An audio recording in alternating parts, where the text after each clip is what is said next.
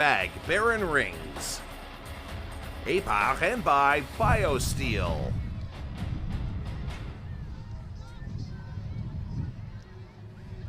Welcome to the final match of semifinal Friday at the 2025 U Sports Women's Soccer Championship. This is U Sports on CBC. I'm Daniela Ponticelli alongside Ali Rowe at Ron Joyce Stadium in Hamilton. And this one, well, we're expecting some fireworks after the first semifinal certainly set the tone. UBC taking that one a complete comeback. They were down 2 goals, they won it 3-2. So they've punched their ticket to the gold medal match Sunday. Fighting for bronze will be Laval Rouge et Or. So who will be their opponents? That's to be determined here between Montreal and Trinity Western. The national anthem playing here as we head to a quick break.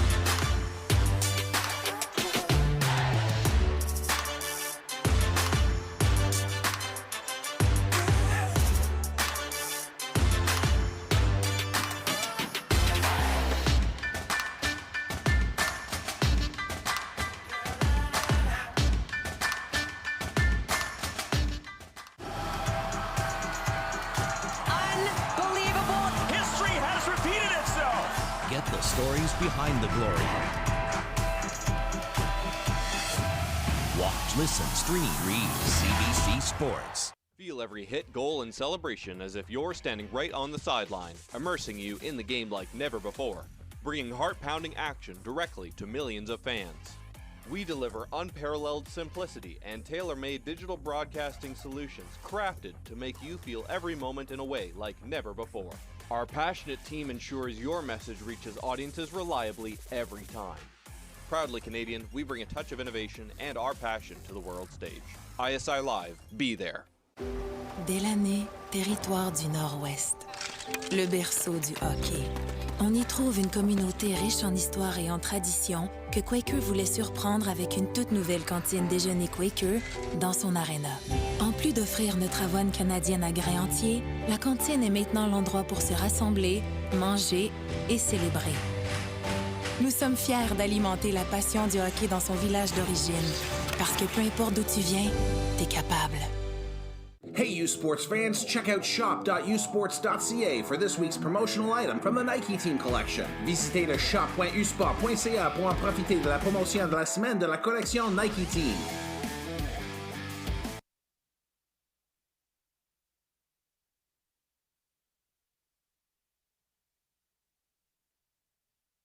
Trinity Western Spartans, as they look to punch their ticket to the gold medal final. Here's a quick head-to-head. 12-0-1 for the Carabins through the regular season. 10-3-2 for the Spartans. Playoffs a little bit different. The Carabins coming through as RSEQ champions. Meanwhile, the Spartans falling to UBC in the Canada West final.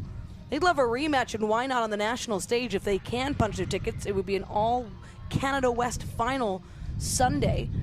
Goals as well, very even through the season. 34 for the Carabins, 32 for Trinity Western.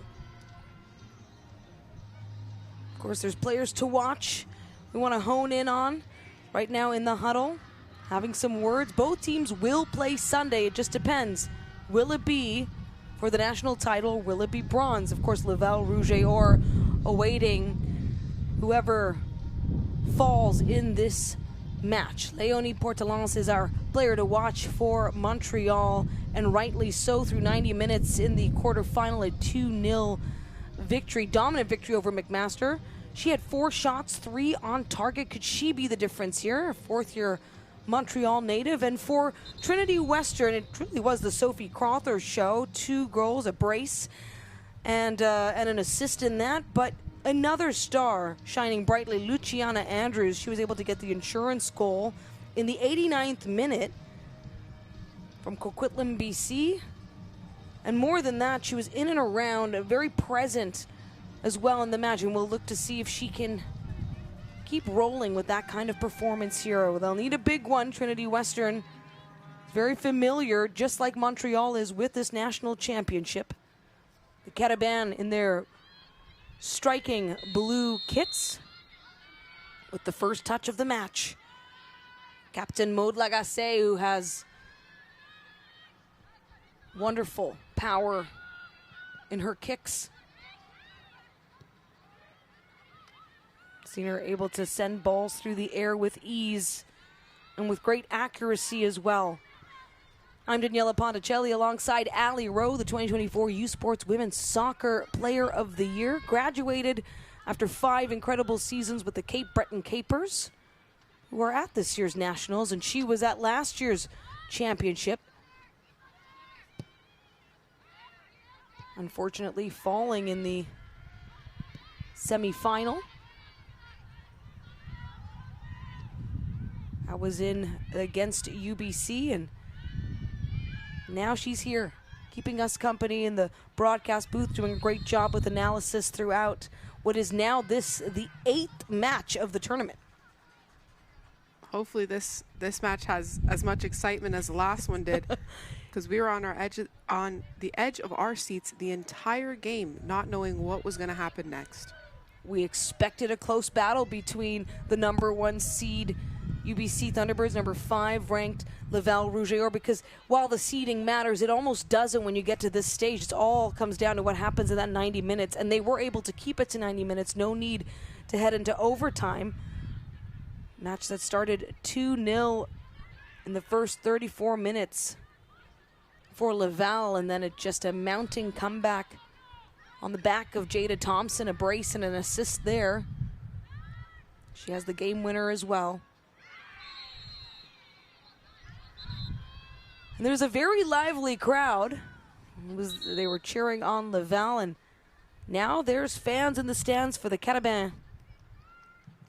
Ref not taking anything from these players, no talk back whatsoever, addressing it immediately.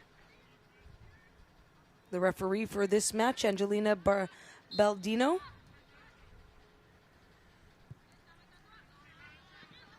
The other officials we'll get to in just a moment is right now blessing Mai Kith, getting to work for the Carabins. Second year. She was on the first All-Star team, though, in 2025 for her work through the regular season. 3 goals. Actually, check that. 9 starts, no points for the regular season, but a very important piece on this Carabin defense.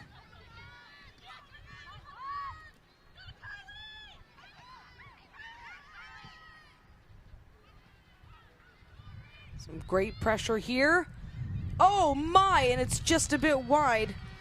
Rihanna McDonald, we said her name what felt like dozens of times in the quarterfinal match, in which the Trinity Western University completed a second-half comeback against Toronto. They conceded a very early goal in the first 2 minutes. They were the first team at this year's Nationals to 3 goals in a match that has now been matched by UBC, and a very similar story in which their captain, Sophie Crother, scored a brace and helped with an assist as well, in on every goal.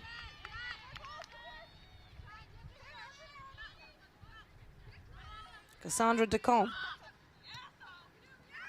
with the throw-in. A nice touch. Anna Bianca Stevens Cardin, only needed to make one save in the Carabin win over McMaster.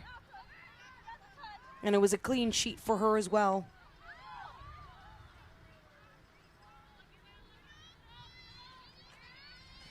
This game starting off very, very, very fast-paced so far. I'm sure both teams really want this win under their belt, wanting to fight for that gold medal. And so far, the energy is up, and let's see how long it's going to stay there. under the bright Friday night lights at Ron Joyce Stadium.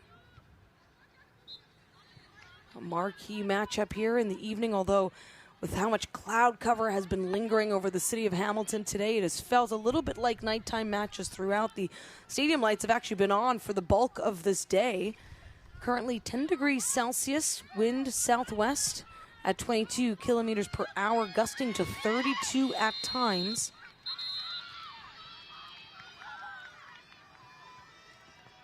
Plenty of action here early, and we have an early yellow card as well. Oh my. Yellow card for Karine Villain, who had hands on the back of the Trinity Western player and ripped her down to the ground. And now asking the ref why she's getting a card. She was wondering, throwing her hands up, why she was getting a card. We all know exactly why you're getting that card. An early booking in the 6th minute here. Allows Trinity Western here for a set play.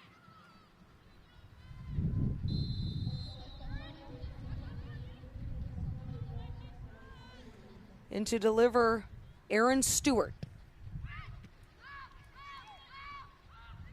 Stewart puts it back in, close to the goal area.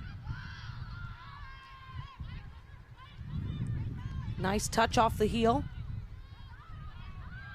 Spartans stay threatening. Great tackle from both Montreal and the Spartans there. Beautiful slide tackle. If I were to ask you early on here in this match what you're anticipating, I wonder if it would match mine. I expect a very strong defensive game here, especially because that's how Montreal likes to play, possessive defensive. Of course, both teams can put up goals. We've seen that.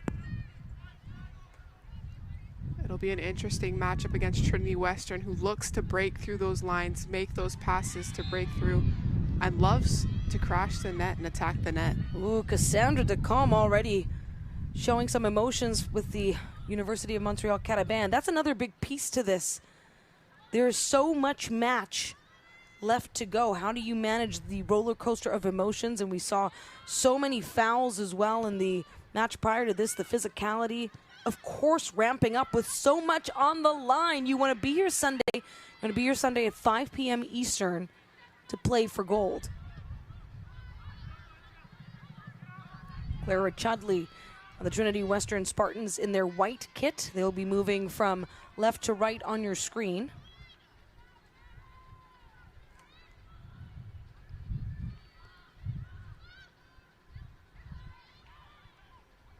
Been another terrific full day of elite level soccer, highlighted so far by that 3-2 UBC victory.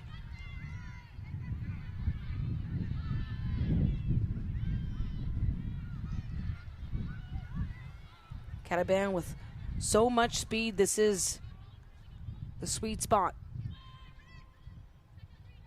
Decombe sends it all the way across. Able to cover plenty of distance.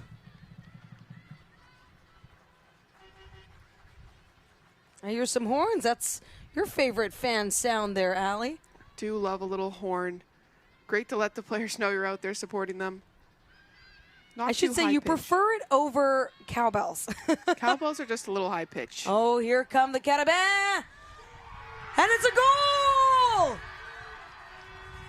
A beautiful effort by Sarah Ricciardelli to get one past Yasmin Pahal.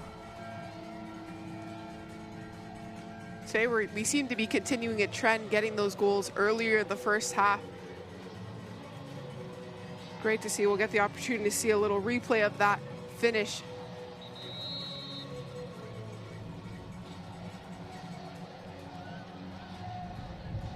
Great ball sent in by Yvonne into Ricciardelli that just has to tap it right past the goalkeeper. Kind of used her momentum, the goalkeeper's momentum, as she was shifting over the net to pop in front to slip it in the opposite direction she was moving. Great placement, low on the ground. Well done by Ricciardelli. And so it's 1-0 early for the Carabins. They're the first team to record a clean sheet in this tournament. And we saw it by Cape Breton early in the day in the first consolation semifinal, a 1-0 win. And then 2-0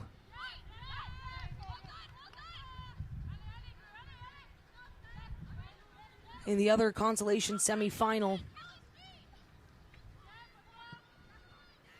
Sarah Ricciardelli's first goal of the tournament, assisted by Jean Evan, coming in the 14th minute of this match. And of course, that was their first shot on target as well for the Carabins.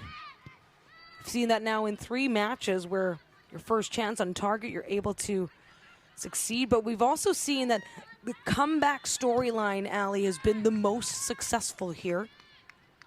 It's been very hard for teams scoring first to keep that lead and hold on to it for the entire game. Although Montreal did manage to keep the lead and extend it to 2-0 yesterday and hold it for the entire game. So maybe that's the game plan for today as well. Why not? If it worked in the quarterfinals, you want to get it done here as well. Most importantly, spend less time out on the field if you can. Get the job done in 90 minutes. The way it works in this tournament, especially now, not in the consolation bracket, there will be an overtime as needed, not sudden death, 30 minutes if there is a draw score at the end of 90. And then after that, you go to penalties if needed.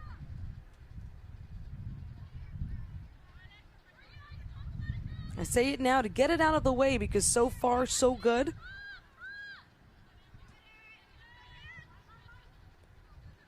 Now, the Carabins are the higher-ranked team coming into this. They are the favorites here, the RSEQ champions.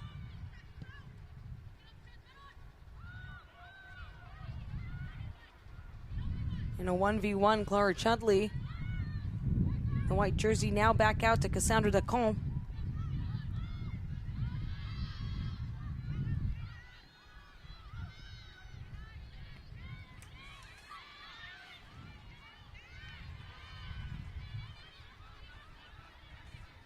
Now to the far side. Spartans just looking to get set up, get going, and of course get familiar here with the Carabins, their style of play. From well distance here, Anna Bianca Stevens-Cardin making an easy save. Again, Stevens-Cardin hasn't really been tested in today's match. It's still early, but yesterday as well, the only shots she got were really 25 to 30 yards out. Nothing she really had to be stressed about at all. I mean, goalkeeping, this is what it's about. You look at her regular season stats, 10 regular season starts for the Carabins, only conceded 1 goal, 9 clean sheets. And in her 1 playoff match for the Carabins, 3 saves, just 3 for the clean sheet.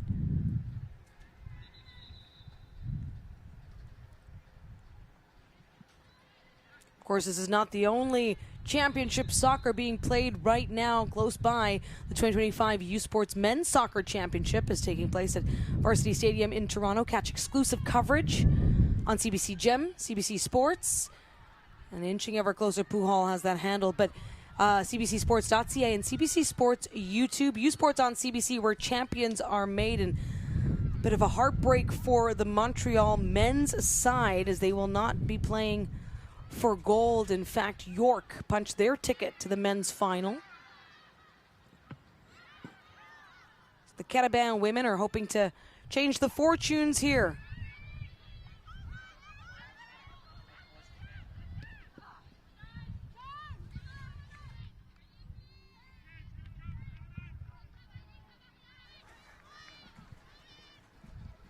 In the 14th minute, a 1-goal lead for the Carabins.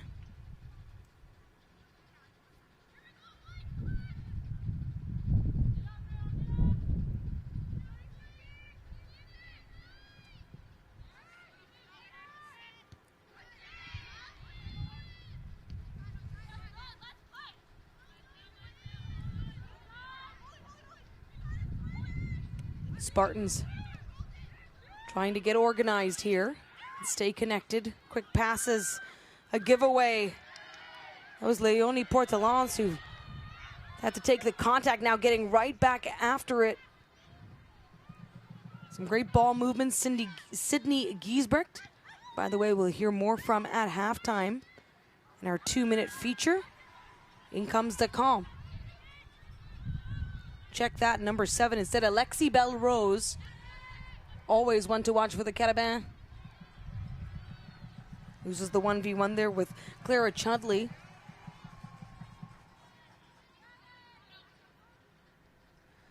Yasmin Pahal, of course, played in that quarterfinal victory. Conceded 1 goal, made 3 crucial saves to not allow Toronto Varsity Blues back into that quarterfinal match. It was pure dominance from this team. Team, by the way, that had 14 shots, 9 on target. Meanwhile, for the Carabins, that was pure dominance. 21 shots, the most so far of a single of a team in a single match in this tournament. 17 on target.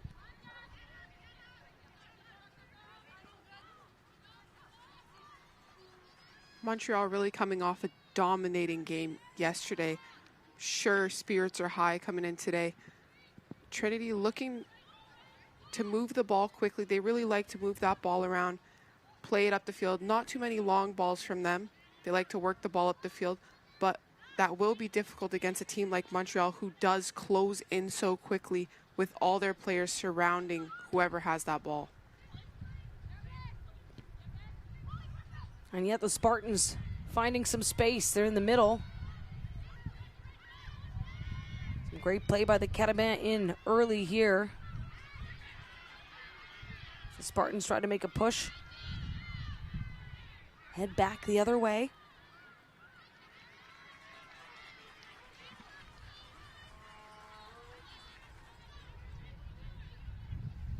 Take a look at the bench there. Of course, the Trinity Western Spartans, coached by Graham Ruxberg. His 27th season. But the official best coach in U Sports women's soccer, the Université de Montréal Carabins, Nadège Acamps. I mentioned just 1 goal conceded through the regular season, and that is a new Quebec record for the fewest in U Sports women's soccer.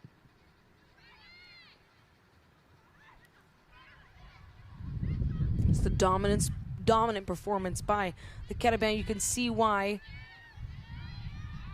Very connected here. And that's a foul that's really not necessary this early in the game. I know she wasn't trying to take her out or anything, but a foul that just doesn't need to be taken this early.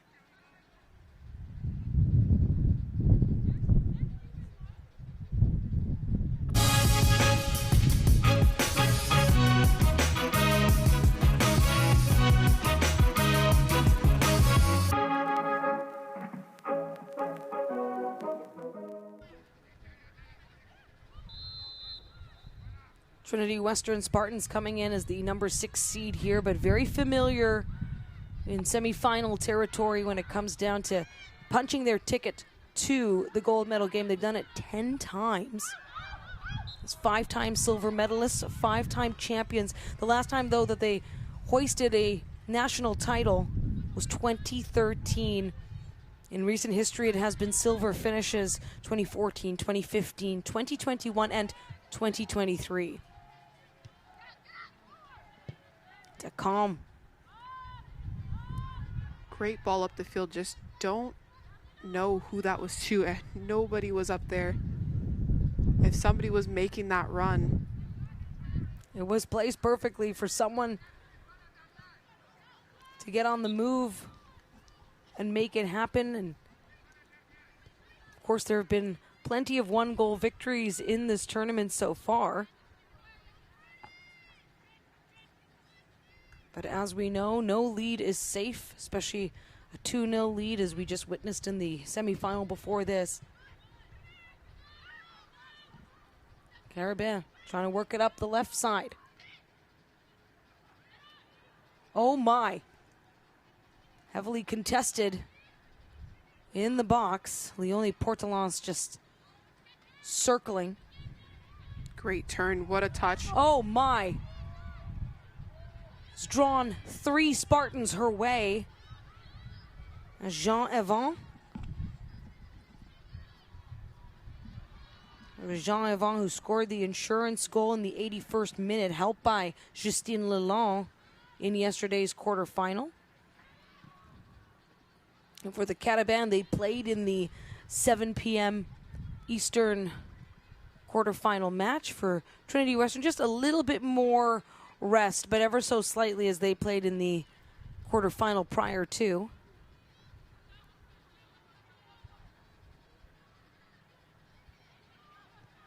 Both teams will get rest tomorrow as the only match on the schedule here in the 2025 U Sports Women's Soccer Championship is the consolation final.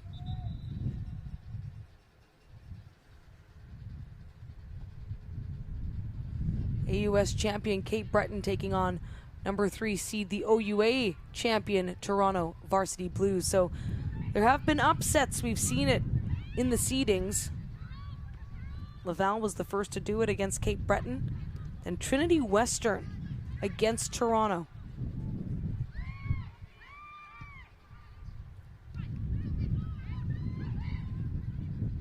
Trying to make quick work of it, number 18, Sophie Crother. Again, those were all pretty interesting games, which shows that 1-0 lead, you're never safe. It's very dangerous and easy to come back from for the team that's down. The Spartans will need to clock the speed here of Jean-Yvan, giving her plenty of space to just run down the middle. Thwarted there by Yasmin Pahal.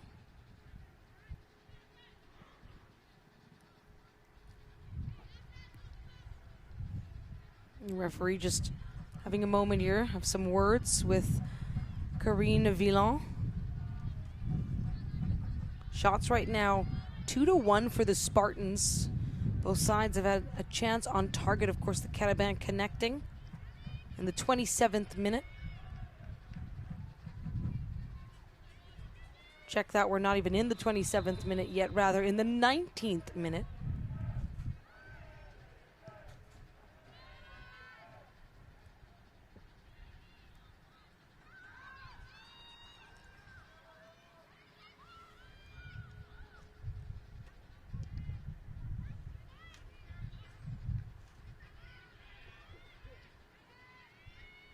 Nice play into the midfield. However, coming right back out, Pahal knowing not to leave any room here. Montreal really utilizing Yvan up front, sending her on those runs, using that speed. She's shown she could handle it so far and distribute, so why not use that to your advantage? And this is a welcome sight for Spartan fans, as Manchester do, with 5 game-winning goals on the season. But more than that, seemed to sustain a fairly tough injury in yesterday's match. Not only is she back, she's a starter. She'll look to be a difference maker here. Had 3 shots, 2 on target through 87 minutes of play. It was truly in the dying minutes of yesterday's quarterfinal in which that injury occurred. She also had an assist, by the way, on Crother's game winner. Throw in deep in the Spartan territory. I was told that whenever I comment on the wind potentially dying down, there's a massive gust that blows through. So I'm going to leave the wind as it is. It's been a windy day out on the field.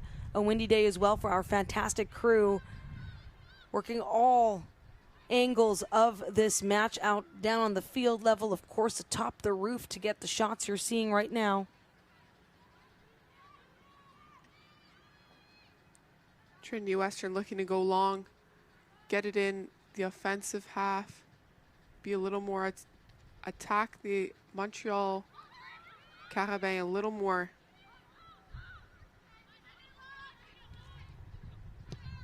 But Tacom has other plans.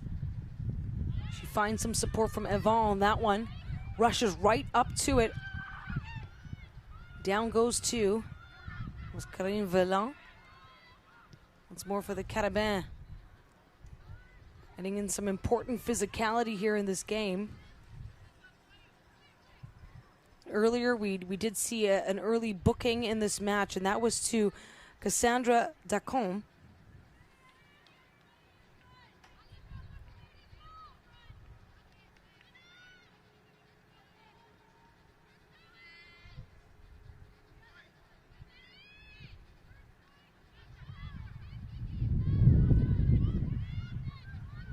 Stevens Cardin finds a teammate. Well-placed ball. A quick rollout there for Pahal to Aaron Stewart. Two psychology students, by the way, Pahal and Stewart. And for Stewart in her 5th year, hails from Winnipeg, Manitoba.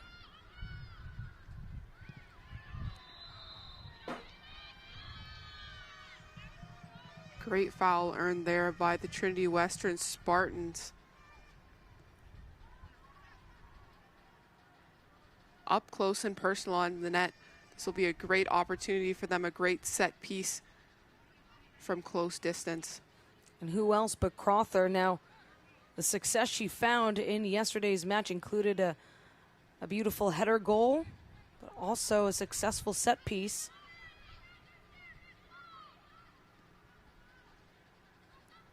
You do see that there's some taping around the knee. She had some difficulty on one of her legs yesterday. She'll handle this well. Oh my, with eyes on it is Stevens Cardin. Great save by Stevens Cardin, but also what a shot from Crothers. That was quite the test for Stevens Cardin from distance, and she had to manage to get that around the wall. Yes, and so great curve, but also just fantastic speed that we've seen. One of the best deliveries in that we've had eyes on so far in this tournament. Not to take away from any of the other teams, but can they do it this time? Oh, it just flies over the crossbar. We're hoping to tuck it under and get one by to even out the score. And this is some gorgeous championship soccer being played, but when it comes to Canadian football, the playoffs await for the Vanier Cup. Catch the 2025 UTEC and Mitchell Bulls. They start next Sunday, noon Eastern time, and then the following Saturday is the 60th Vanier Cup Championship from Mosaic Stadium in Regina, 2 p.m. Eastern. You can catch all the coverage of the Vanier Cup, CBC Television, CBC Gem, cbcsports.ca. U Sports on CBC, where champions are made.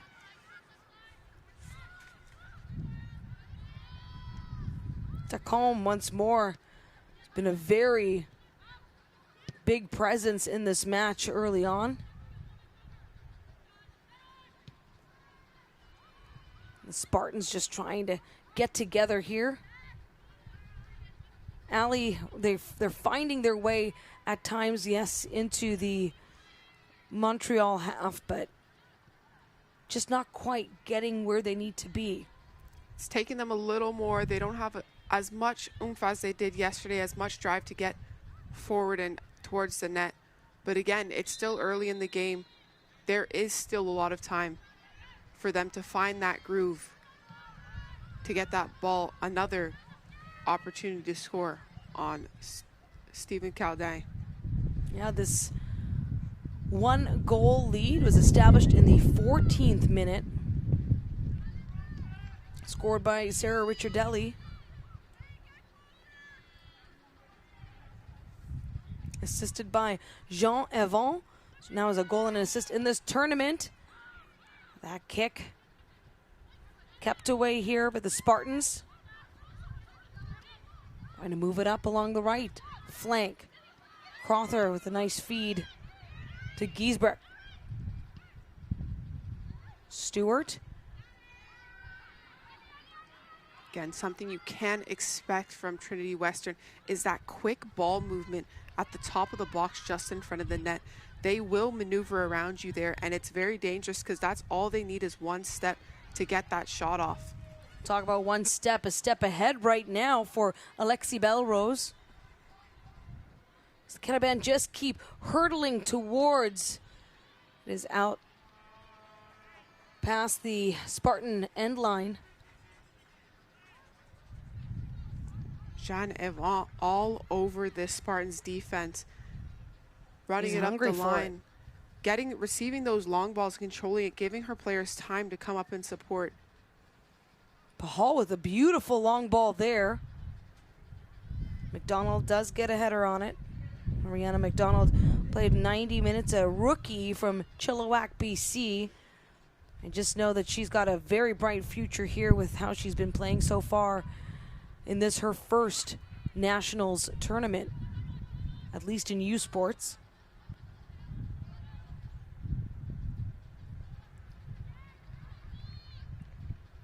In the 31st minute here.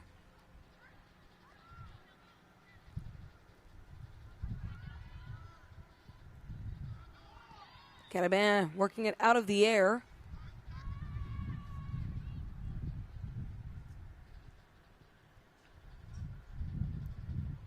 How do you feel about the pace of this play here, Ali Rowe?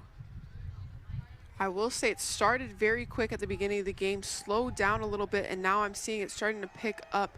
Trinity Western has picked up the intensity now that they are down a goal. Goals really can change the whole tempo of the game, and you saw it here. Montreal, the tempo was up. They've kind of died down a little bit, where Trinity Western has picked it up because they want to get that equalizer.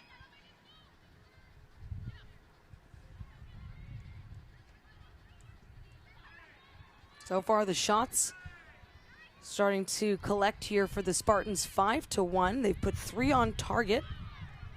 So Montreal's goal has been their lone shot so far of this match, still in the early phase.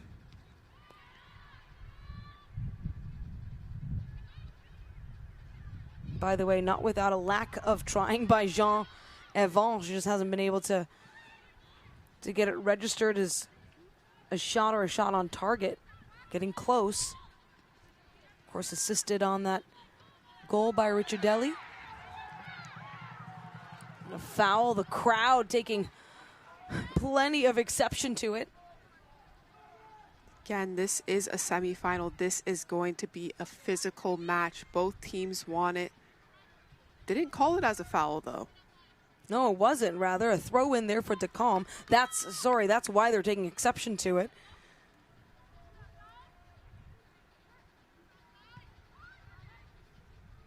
Off the body of Kylie Hendricks for the Spartans.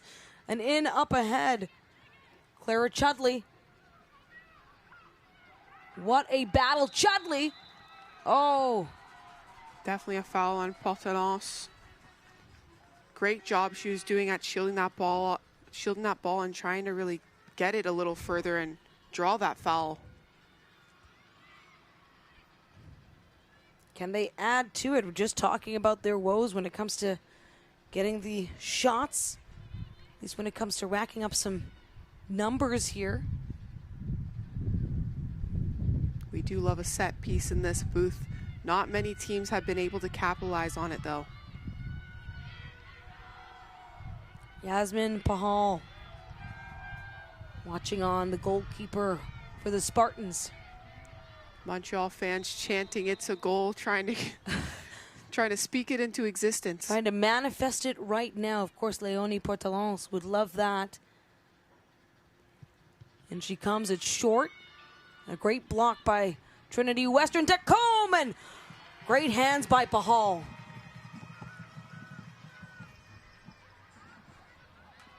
That's what was needed there by Spartans goalkeeper. The only goalkeeper record for the season for Trinity Western. That means she's logged the most minutes.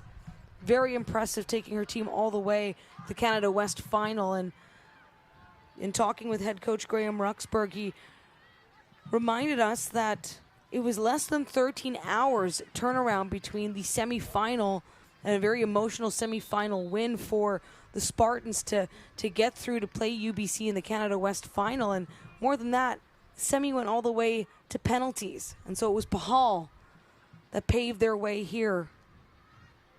And that's the difference, right? Whether you are able to come play on this national stage or not. But what better preparation for this weekend with the tight turnarounds of these last 2 days.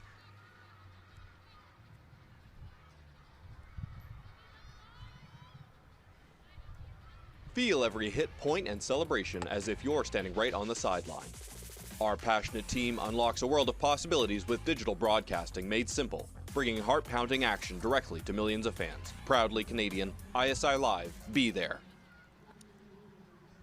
Just over 35 minutes into the second semifinal of the 2025 U Sports Women's Soccer Championship. Who will face the number 1 seed UBC Thunderbirds in the gold medal match? And Ali, it came to me, who will take their thunder is really what it comes down to. Who will stop the reign of the Thunderbirds? If the rain could be stopped, that is. I know. I mean, they know for sure they're going home with a medal. Dacombe working to get around. Great effort by Holly Steele, 5th year from Okotoks, Alberta. Played 81 minutes, had the start as well in yesterday's quarterfinal.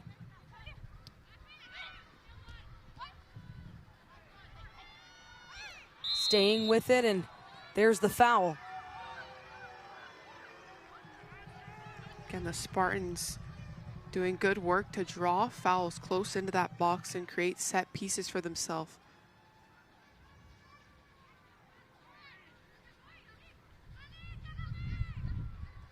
Mancha Sidhu has started every single match this season with this team. 8 goals on the season, 2 assists. With some great placement. And Ana Bianca Stevens-Cardin making a massive save here. Again, that save looked a little scary. It looked like it almost went just over her. And if it had, it would have sneaked in that top left corner of that net. Mancha Sidhu showing off her strengths. 3rd year from Surrey, BC. Definitely has a left foot we got to look out for. 32 shots, 17 on target, the most for the Spartans through the regular season. She was unable to find the back of the net, though, in playoffs, although did manage 11 shots, 5 on target. And that just goes to show what she was able to do as well in yesterday's quarterfinal with the 3 shots, 2 on goal. Certainly nothing nagging her here in this match. We were concerned that potentially she might have limited minutes due to what looked like an apparent injury.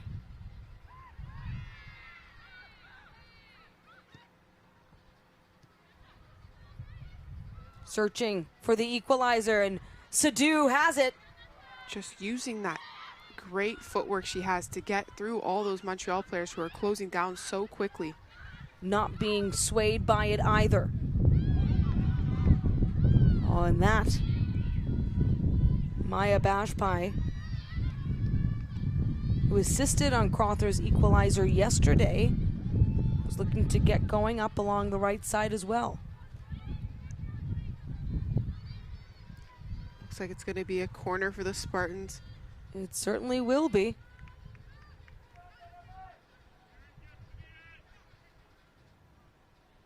Again, Mancha Sidhu on it with that left foot.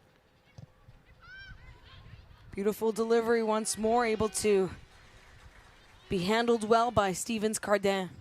That curve she has on her left foot can become dangerous. On those corners on the right side, she could attempt to go for that Olympico and just take that goal for herself. Whatever it takes right now, the Spartans wanted to get this back to an even score on the board. Been trailing since the 14th minute.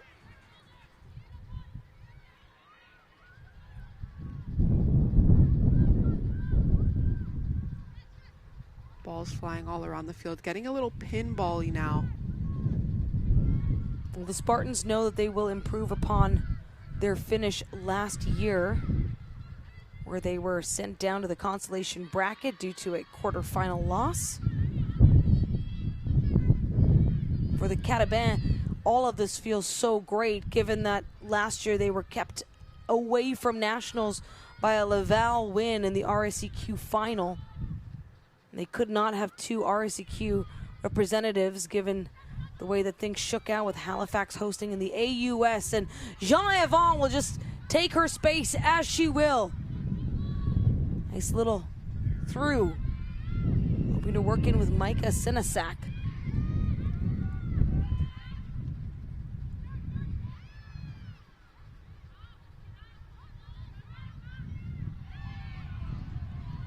Again, playing a lot of kick and chase now. I'd like to see both teams just calm it down, start connecting and making passes up the pitch.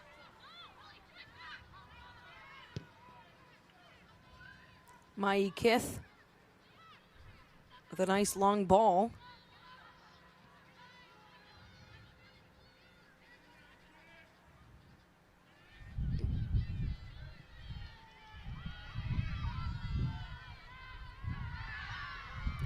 Very great play by the RSEQ Defender of the Year, Maud Lagacé. Hall being very aggressive in the back, and that's exactly what you want when they're trying to send those long balls in behind. You want to have confidence in her to come out and get that out of the back.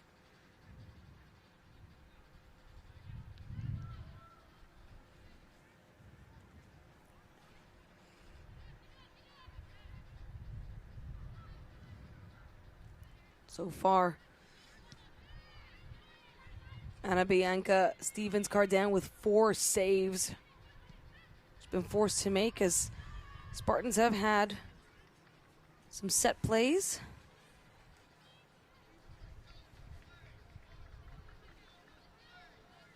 Although despite having some corners, that's not yet registered on the stats, not yet reflected there, so that might even be, that tally might even be a little bit higher.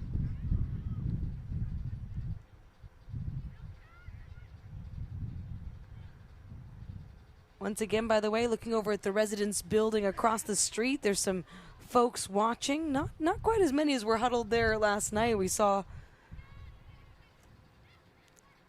Just curious, what's happening across the way? Although I can see a few in what looks like communal spaces, right, overlooking the field. Definitely not as many as yesterday, but the fact that there's any at all is pretty impressive. It's really fun. That seems like my kind of jam if I had been at McMaster and had stayed at a residence. I mean, if you have a free Friday night, you may as well enjoy a nice soccer game. Why not? Of course, yesterday the evening match did feature the Marauders, a team that sadly bowed out of the tournament today given the consolation semifinal loss. And so one of the two teams who won't be able to play a third and final match. Bittersweet. Also, the only team exiting the tournament without a goal scored. Now the Carabins looking to add to their lead.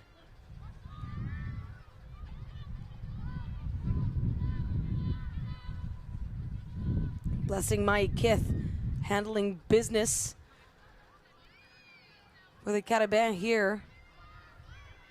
Dribbling her way through a few Spartans, actually. Come on. There was some great dribbling there by Blessing. And managing to get a foul. What else can you ask for from your center back? All of that play just drew some Spartans her way.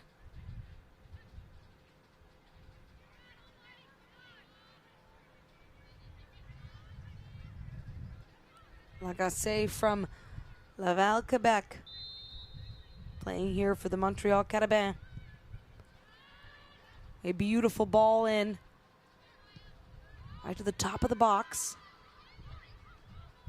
Past the halfway line, now Mai Kith. She does get a touch on it for the Carabins. Crother, though, takes the ball herself. Crother with 2 goals already in this tournament. Sends it over instead to Maya Bashpai. Bashpai has eyes for the net, but it does go off the side. Bashby, I think, tried to get that ball into that far post, get that cross in, hit it a little bit. But again, quite close to a pretty decent shot on net. Very nice build up there. Shots right now 6-4, advantage to the Spartans, the team trailing on the scoreboard. They have doubled up the shots on target over the Carabins. Nice heel pass. No look at that to try to get it ahead for Jean-Yvon. That last attempt at goal for the Spartans, that's the type of build-up we expect from them. That's the type of build-up we want to see. That build-up gives them success and more chances on net. And they know that they're coming together here. We are in added time of the first half. 45 minutes that seem to fly by fairly quickly. Our scoreboard on the screen is just a few seconds behind, so officially we were already into some added time here at Ron Joyce Stadium.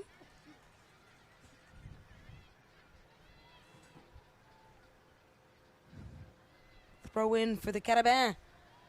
A long one at that. Avant weaves it through, and it's another goal for Montreal.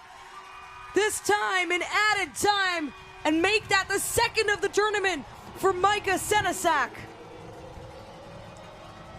Again, not to count out the assist by Jeanne Evans. She's been putting in the work up there, dribbling through the Spartans defense and managing to slip that ball in. As you could see, she had one on her back, one in front, still managed to slip it in for a nice tap in for Micah Senesac. What a great finish. She had a man on her back too, still manages to put that in the net. Off the bench as she did it in yesterday's quarterfinal. That was not part of the starting 11 today. She had the game-winning goal then, assisted by Shayla He. This time, assisted by Jean-Yvon. That is the second assist of the match for Yvon. Again, Senesac, it's becoming tradition for her to put one in every game.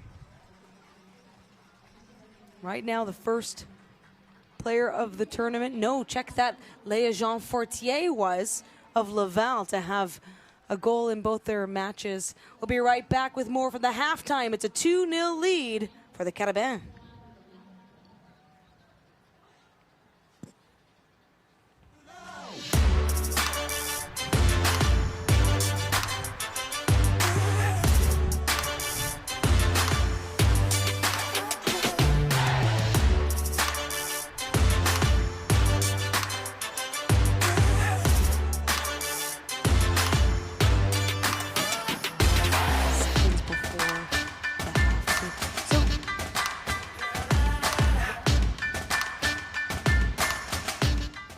It's not just about the victory.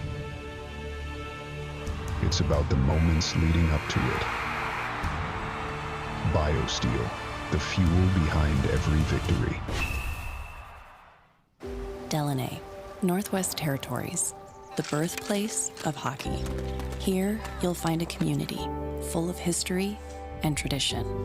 A community that Quaker surprised by transforming their arena kitchen into a Quaker breakfast bar.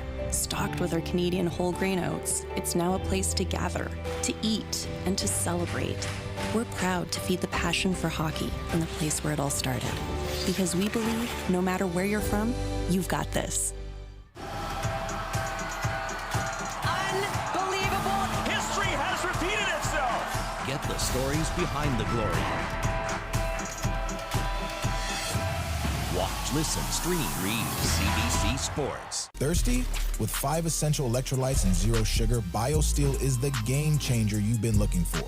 All of the good stuff with no extras and no gimmicks. Just clean, healthy hydration. Trusted by pro athletes since 2009. Steel sharpens steel. Montreal up 2 on the Trinity Western Spartans through the first 45 minutes. The 2025 U Sports Women's Soccer Championship semi-final. They want to punch their ticket to the gold medal match, and they could do that with a win here. Right now, though, Trinity Western Spartans looking to dig deep, and they'll need some help from the likes of Sydney Giesbrecht, a second-year player, midfielder from Chilliwack, BC, who before the tournament joined us to tell us more. Yeah, my name is Sydney Giesbrecht. I'm a central midfielder for Trinity Western University.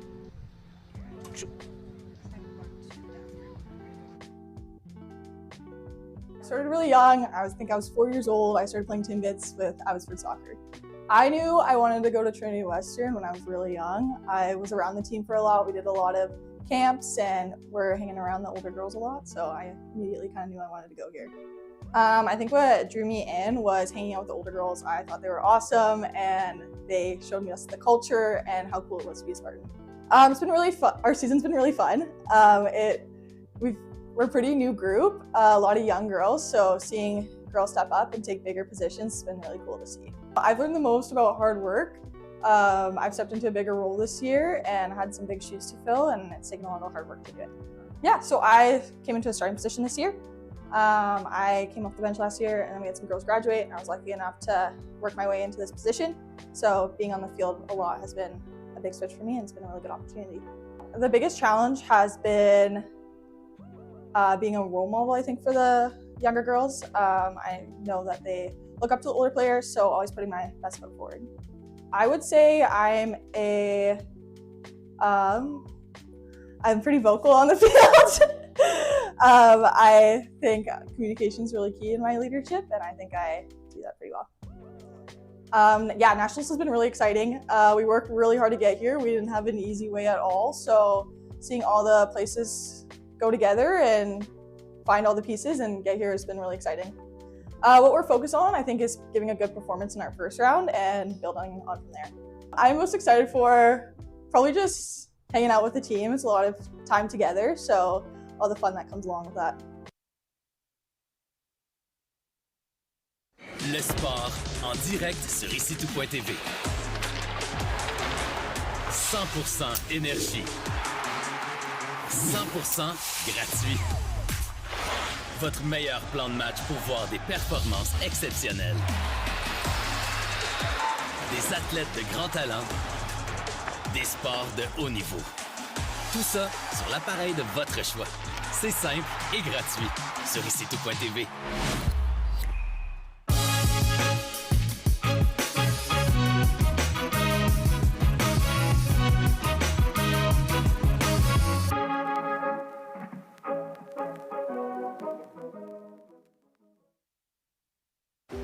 Délaney, territoire du Nord-Ouest.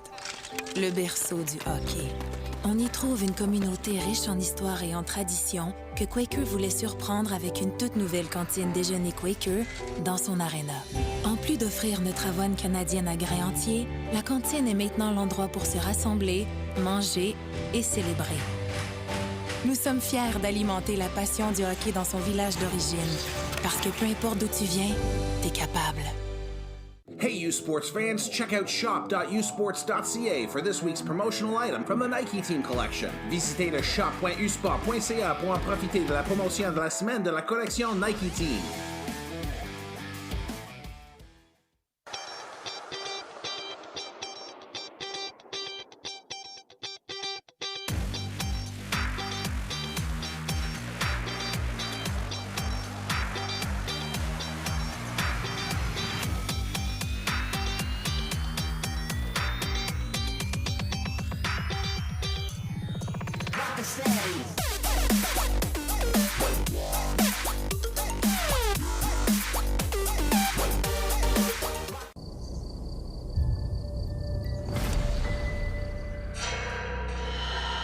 Elle revient toujours. Impossible de t'en débarrasser.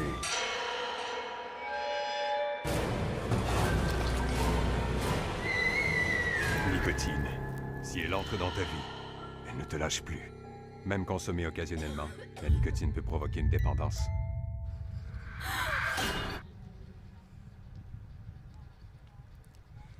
Halftime at Ron Joyce Stadium.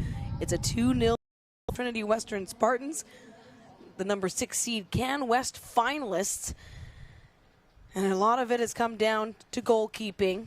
Anna Bianca Stevens-Cardin leading this team when it comes to handling the RSEQ final against Laval, and of course getting them through what felt like at first could be a tight quarterfinal, and then opened wide right up. Only needed to make one save, but she still made it an important one to get them here right now with 4 saves in this match, and she joined us before the championship to tell us a little bit more about herself.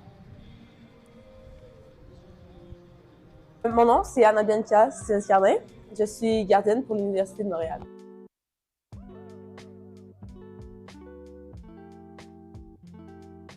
J'ai commencé au primaire en futsal. Je savais vraiment pas que c'était du futsal. Moi, dans ma tête, c'était du soccer.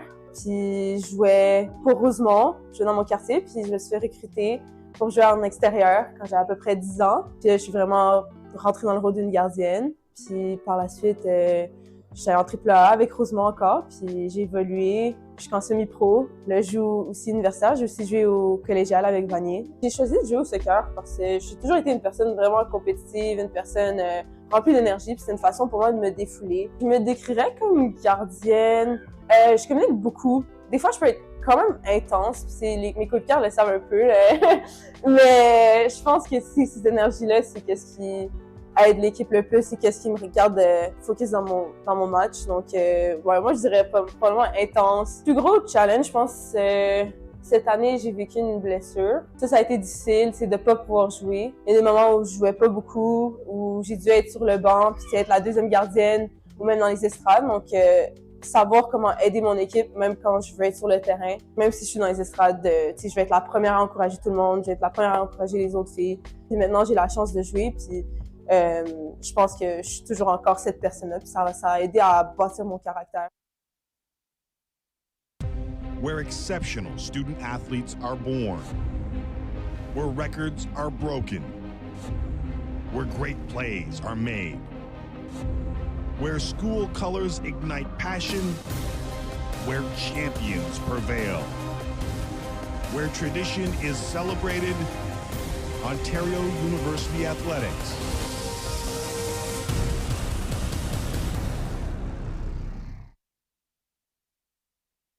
It's not just about the victory. It's about the moments leading up to it. BioSteel, the fuel behind every victory.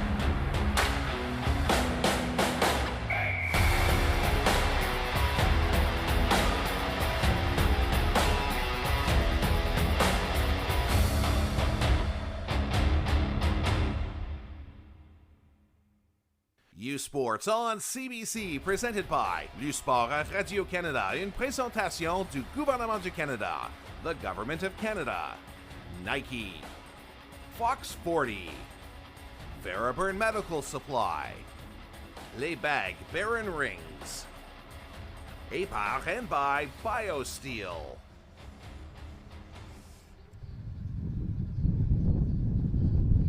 Welcome back. Friday night in Hamilton, Ontario, where the 2025 U Sports Women's Soccer Championship is coming to you live from Ron Joyce Stadium. Thanks for joining us. This is U Sports on CBC. I'm Daniela Ponticelli alongside Ali Rowe, and it's a 2-0 game right now for the Carabins.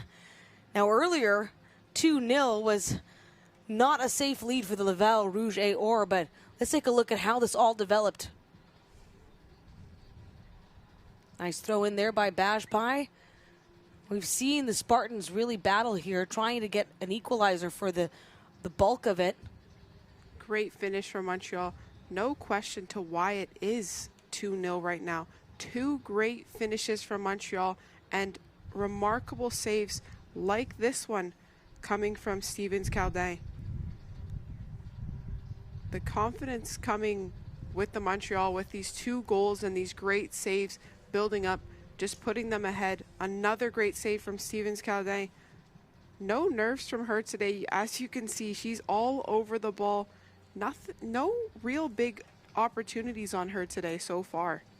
Not yet, and they, like I mentioned, they were chasing the equalizer, and then in the final seconds, truly the final seconds of added time, it was almost like a dagger being delivered by the Carabins as Micah Sinesak, who opened scoring for them and therefore registered the game-winning goal in their quarterfinal. She's able to bury it. And what's interesting about Micah Sinesak is in both matches now coming off the bench to do the damage. And that opening goal for the Carabins yesterday was in the 53rd minute. So here she's doing it late in the half this time.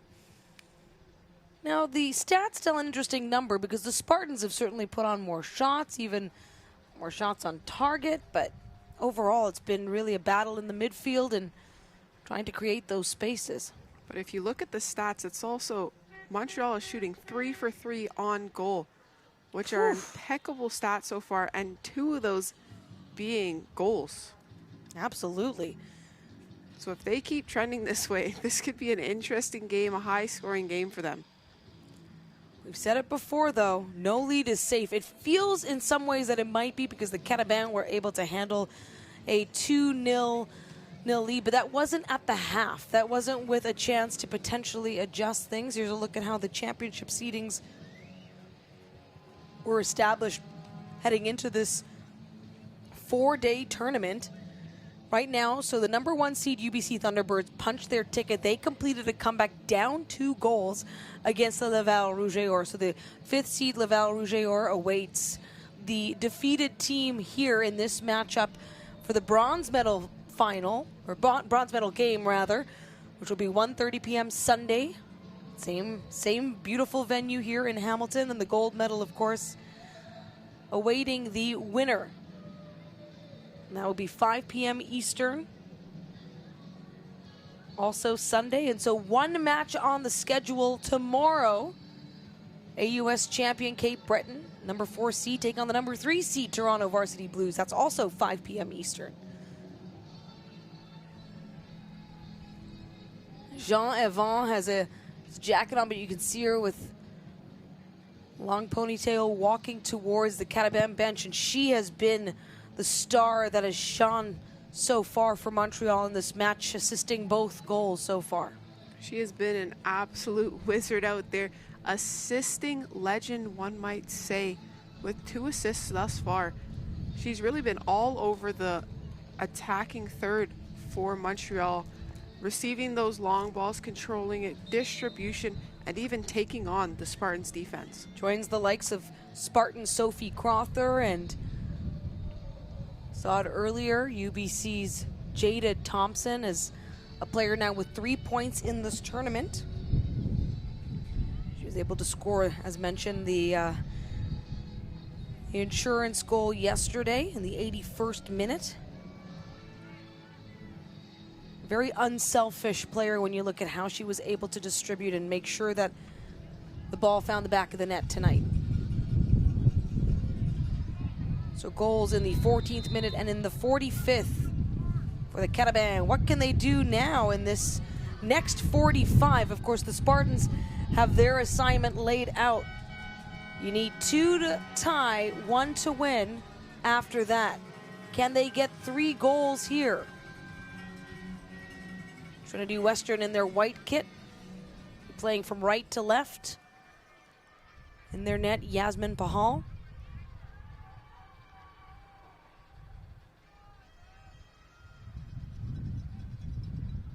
A look there at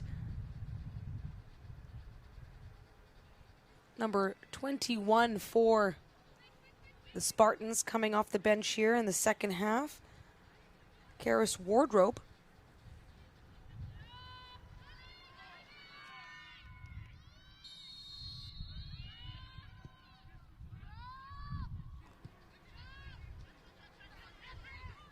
And the Carabins quick to jump all over the ball.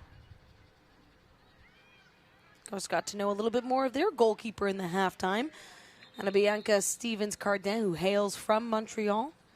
In fact, the Carabins have the most players born and raised from their city, with 10 on the roster. They have 3 fifth years, and there's also 3 fifth years for the Spartans as well. So lots of core talent that will stick around for another season or two on both these sides. Oh my.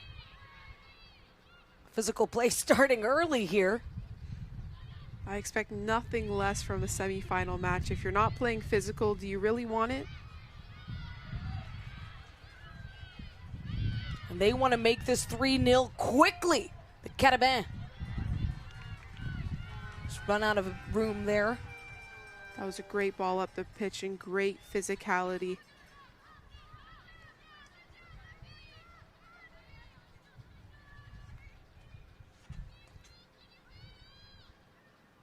So we have an early corner here in the second half. Carabins. Sarah Trangi, also a substitute here in the second half. Should actually send it along the far side. Headed out by Rihanna McDonald.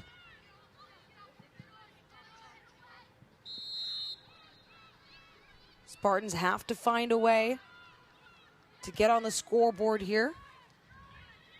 They want to mount a comeback. I mean, that was what helped with the UBC comeback, is that they were able to cut the deficit to 2-1 heading into the half. Of course, it was early goals by the Rouge et Or at that, so they had plenty of time.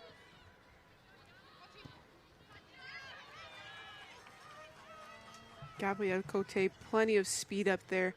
Ran halfway across the pitch to try and get that ball and won them a throw-in. Gabrielle Cote, also a substitute. We see Maud Savaria, who got the start here, also had the start yesterday for the Carabins. In fact, has started all matches as a second-year defender in this campaign. Throw in for McDonald. The Carabins. It was across the face of the goal. Again, nobody making that back post run. That back post run could be so dangerous because the defense, they're all focused on the ball. You have that opportunity to slip in behind without anybody knowing, just for that tap in back post.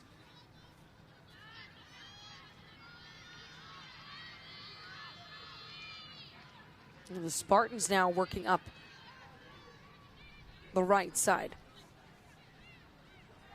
Throw in for Bajpai.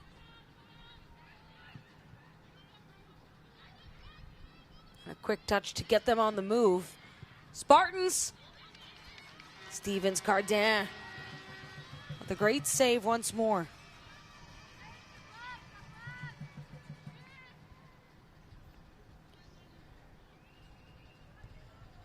Ali Rowe, you have seen this goalkeeper be very successful. What can you say about trying to get around her as a player who has scored 77 goals in U Sports? She is very cool, calm, and collective on the ball. She's not playing frantic at all, which is something you really look for in a goalie. But that doesn't mean you can't finish, of course. You really gotta, I think the Spartans really have to get in tighter, stop taking so many lofty shots from 20, 30 yards out. Kind of get in that box, and they're really gonna have to place it on a goalie like Stevens-Cardin. It's not gonna be easy to get those long balls in, but as we've seen before in the first half, those high ones placed properly in those top corners, they can prove to be quite challenging, and she did almost slip up in that first half and let that far one in, coming from Misha Sidhu.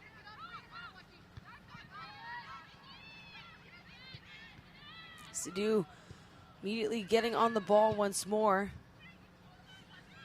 Definitely does seem to be almost a frenetic kind of energy coming from the Spartan side.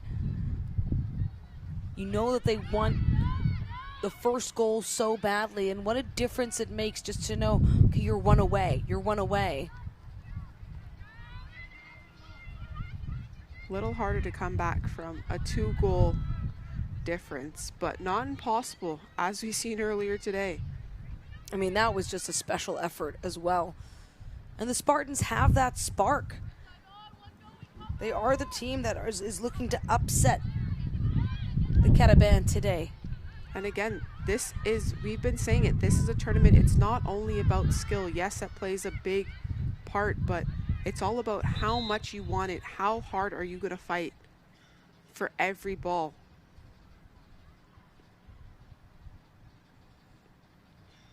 See Savaria having some words here.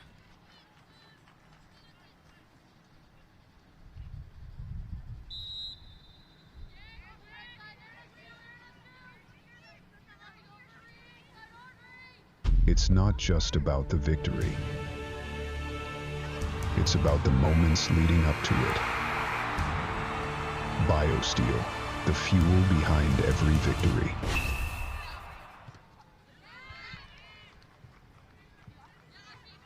A 2-0 lead for Montreal over Trinity Western here in the second semifinal.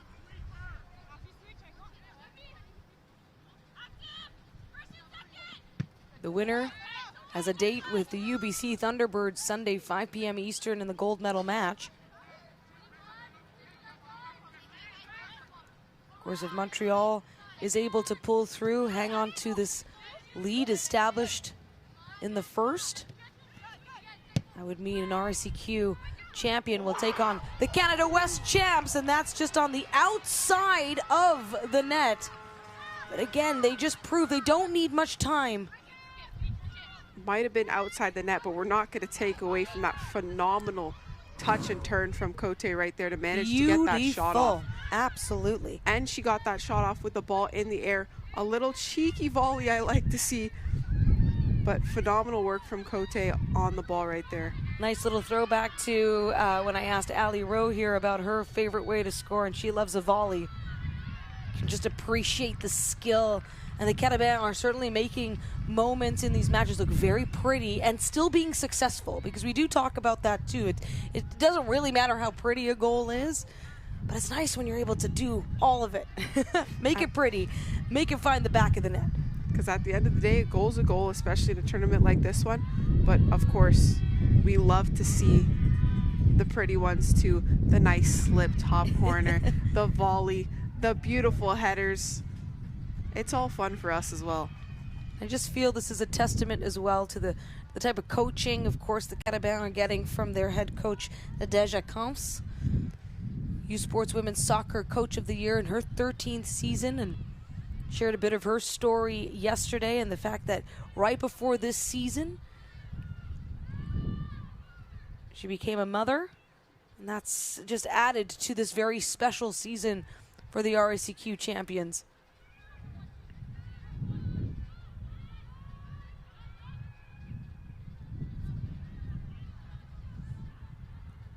Very impressed by the play of Micah Senesac. Oh my. Phenomenal turn there, but she did get grabbed and retaliated a little bit. Didn't like that one. The referee is absolutely going to have a discussion here. Again, referee Angelina Baldino. Could have made it out of there without a card, but because she retaliated, went back in, pushed her down to the ground, she's not going to get away without a booking on that one. Yellow card here. It's the second against Montreal as a team. Of course, Cassandra Decom within the first 2 minutes getting booked. It's games like this, semifinals, where tensions are high, getting closer to the end. There's going to be more physicality. It's going to get more intense. People are going to get rowdy. You're the team with the lead right now. One you want to hang on to, Justine Lalonde. Makes it look oh so easy, getting it right into the goal area. Oh my! Could that be something for the Carabins? As we see Raphael Robitaille Bourgeois on the field, and she was well positioned, whether it was a tap in or a header. Honestly, Justine Lalonde doing great work to get that in. But Montreal needs to crash the net as well as they crash in on players with the ball. Getting right to work, Sarah Trangi. That time Pahal, though, great eyes on it. Undeterred, and by the way, giving chase right behind her is Robitaille Bourgeois, who did not play in the quarterfinal. 4th year Montreal native, so truly some fresh legs here for the Carabins. We've been seeing that from a lot of teams, a lot of fresh legs coming in. Must be a strategy going around. Robitaille Bourgeois, by the way, 2nd in Carabins scoring this season. She had 5 starts, 11 matches played, put together 5 goals, 2 assists through the regular season.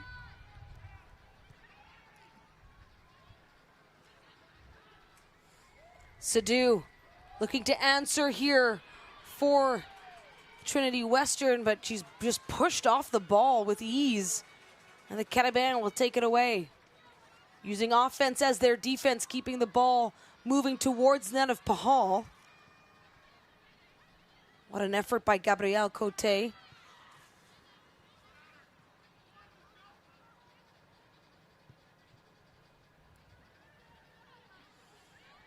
And while the Montreal women are in the lead here in this semifinal, and sprinting up Pahal now.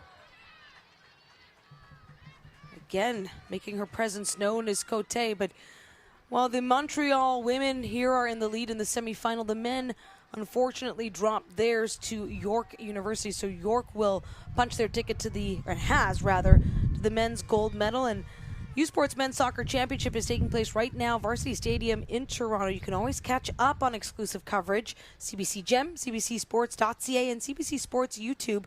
U Sports on CBC, where champions are made.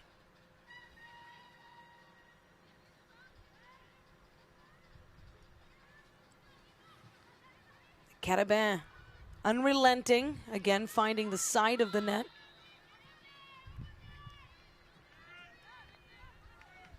But this is a great strategy. Just keep going, just keep putting the ball towards the Trinity Western Spartan net. It seems so simple, Ali, and yet we've seen so many different tactics play out. We know that strategies can be different once a team has a lead and how they kind of move around their opponent. But again, there's this very intense confidence with the Carabins. We saw it play out almost with ease against McMaster, the OUA hosts of this year's tournament last night. I mean, it's not hard to have confidence when every game you have a 2-0 lead. But again, as we can see, the game is getting very chippy. A lot of fouls now coming. Well, it's chippy on the field, and then you have to remember too that in the stands you have passionate fan groupings, and the Montreal crowd is always a very lively and welcome presence, and they certainly will let the officials know their thoughts on things. Oh, and there we see a bit of chippiness play out as well on Raphael Robitaille Bourgeois. Ref having a chat. There's a lot of retaliation after the play. Not even subtle retaliation either, just full on hands on the back, pushing players. Not subtle at all. Our cameras picked it up very easily. Angelina Baldino, the referee, now just trying to manage this match here because there's still 30 minutes left to go here as we're in the 60th minute. Won't be surprised if we get a few more cards before the end of this match. You have to watch for that emotion, right, Ali, when you can think about, yeah, a nice 2-goal lead, but you start letting things get the best of you, potentially lose focus. That does go for both sides here, because right now it's an uphill battle for the Spartans as they try to get on the board. Again, emotions will get high, but that's the importance. You have to control them. You can't sacrifice getting all these cards, creating foul opportunities, especially when you're close to your own goal. Both these teams will be playing for a medal on Sunday, one just for gold, one for bronze. But it's also now setting the example for yourself on how I'm going to manage that come Sunday. Of course, a number of these players have been on this stage before and have played in big games. It's not about an inability to do so. It's just when the physical play starts to ramp up.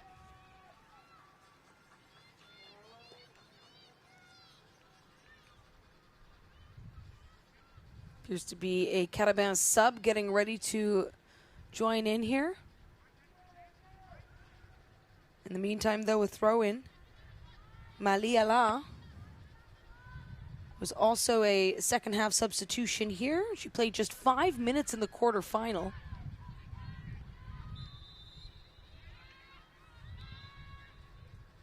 Offside call right there. It's welcomed by the Spartans, of course. Right now, the way things have shaken out, Trinity Western was sort of winning slightly the shots battle, so at least trying to find ways to get to Stevens Cardin. Well, that has certainly slowed down, and actually the Carabins now lead by 1 shot and also 2 shots on target. 6-4. Manchester Sadu taking a little bit of punishment there.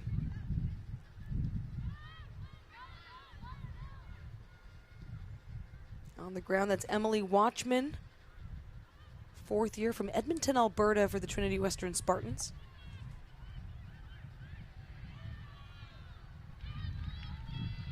On the far side was a convergence of Carabins.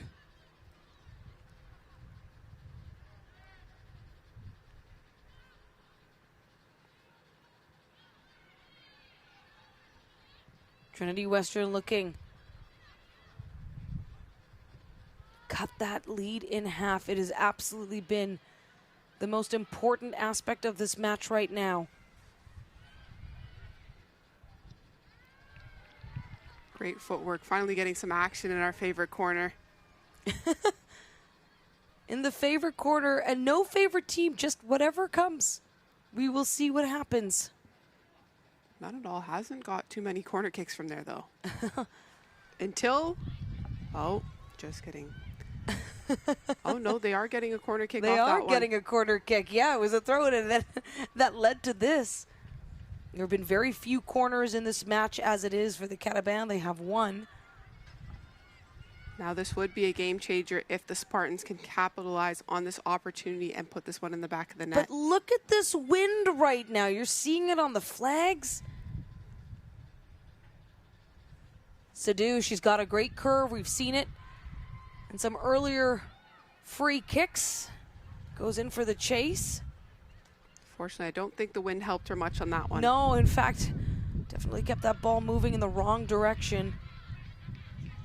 The speed from Montreal. There's just no room. There's no space on this field that they can't close in quick. This is a team just built for this moment. Oh my, here they come once more. This time the defense of the Spartans pulls through. Just a little too much on the ball. You got to look to either get that shot off early when you have the time and space, or hold it up and get a cross off just 1-2 touches earlier. See a substitution there as out goes Maliala. So they're rotating players here for the Carabins along with the Spartans. We'll get everyone up to speed on those substitutions. We do know that Jenna Rizzo has entered the field here. Did not play in the quarterfinal for the Spartans, so her first appearance at this year's tournament right now. Rafael trying to make it happen. A third goal. Oh my, Gabrielle Cote. And we've seen it. She's been dangerous up top. It was only a matter of time before she poked another one in the net. It was set up by Raphael Robitaille-Bourgeois. And then a juicy rebound allowed the space and the time to now make it a 3-goal lead for the Carabins. The big sideline celebration. Again, great work. And the ball just gets popped up. Paul can't get her hands on it. for an easy tap in from Cote. Again, Montreal's very dangerous. We said it. They're dangerous on closing in on the ball when the opponents have it, and also crashing the net. They can close down space anywhere on the field, and quickly. Cote's first goal of the tournament. And now it truly does feel like a monumentous, a mammoth task for the Spartans. As it just felt a little too easy, although well worked up by Robitaille Bourgeois, who rightly so earns the assist. We'll say it's not impossible to come back, but it will be difficult, especially with the momentum Montreal is picking up now. I think what's important to focus in on is, okay, how do the Spartans respond? Of course, nothing is said and done, but it's more than just that. It's how do they set themselves up for success for whatever comes in, whatever medal game they play. And Pahal, oh, she goes in for the tackle, doing whatever she can to make the save. Oh my goodness, Pahal! Great ball in the box. Another attempt from Cote, but Pahal just leaping across the net to block that. What an amazing save. Every Spartan fan taking in just some incredible play from this goalkeeper. Yes, 3 goals conceded, but that could have easily been a 4th. Didn't give up, stayed with it. Dangerous for Justine Lalonde, who again finds herself in very close contact and territory. Arguably, I may have to put that one up for save of the tournament. Absolutely. Above Ali Moody's save today. That was phenomenal from Pahal. I give Ali Moody the style points for the basically split on the field that she had to pull off to make the stop she did. I don't know, that leap cross net, that's impressive. Oh, no, I'm not saying it's above what we just saw. I'm saying we got style points here, and then we've just got the overall incredible skill, finesse, what we just saw. Yasmin Pahal. Fair. These goalies did not come to mess around in this tournament. This is great to see. They're putting on a show for us. Of course, did get some help from her defenders after that point just to boot it right out. We're absolutely going to take another look at this. I want to keep this in my my memories right now. Great work on that additional save. Montreal getting that ball and hoping they could finish and just leaping across the net to save that. This is one where sometimes when you slow it down, it's actually seemingly less impressive. It was in real time. It was so quick how she was able to get right back up and do it. See, that slow-mo could show you exactly what you're seeing, but again, it is very, very slow compared to that real-time action. Just the response. I mean, this is why she's a starting goalkeeper for the Spartans in her 3rd year.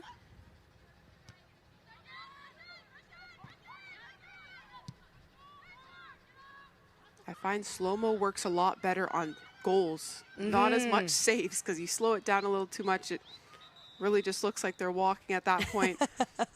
But on a finish. Look how easy it is. By the way, the goals for the Carabins in the 14th minute by Sarah Ricciardelli, then the 45th by Micah Senesac, who, by the way, subbed in, and then she subbed out. And in the 65th minute by Gabrielle Cote, we see another substitution. They've been up every game, not too much worry, managing to consistently, throughout the game, poke in goals in the back of the net. So it will be interesting if they both make it to the finals to see the matchup. And you say coasting, but by no means are we saying it's been an easy road. It's just been a very Montreal style of play. They've been able to dictate the game, and of course not having to worry about catching up and grabbing an equalizer. I am never one to say the match is over. Of course there's time here. It's just the way that this match is played. You're going to need to turn the tide, not only on the scoreboard, obviously, in very impressive fashion. If you're the Spartans, you're also just going to need to really change how the Carabins mindset has been.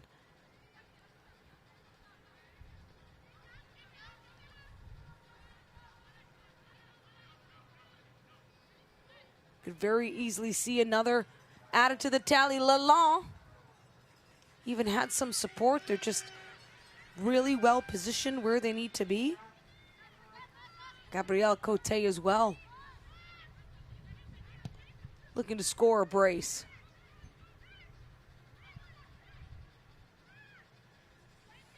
Sidhu, some great footwork.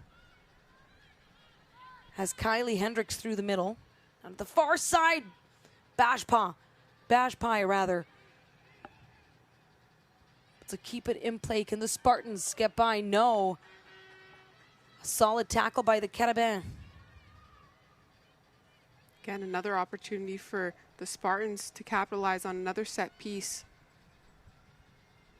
The wind really not helping them out once again. I have a strong belief that this is how they're going to be able to do it. If they're going to try to get by, they're going to need to make good here. Sidhu. Now, McDonald. Still another chance fighting for it. Oh, Stevens Cardin denying any chance of even a wayward bounce to get by her. It's very hard to get a shot off when you have every single Montreal player standing in front of you blocking that net. Even just how they're set up. You get this great overhead angle shot down from the rooftop. Our camera operators up there all day. Yes, including even right now as the temperatures dip. And the wind, of course, has been howling all day in Hamilton. It's not Hamilton's fault, I'm aware. It's just the time of year. Still allegedly 10 degrees Celsius, Allie. I know you might have some different thoughts on that. Says 10, probably feels like 4, which makes no sense to me. It's got that nighttime bite, as we expect when the fall happens. The autumn winds take hold, but the Carabins, undeterred by whatever conditions they're playing in. They did play in the coldest conditions so far, be given that they had the evening match last night as well, where it dipped to 2 degrees. If you're just joining us, local time in Hamilton, just shy of 9:30 p.m. Eastern. I'm Daniela Ponticelli alongside Allie Rowe, a decorated U Sports women's soccer player.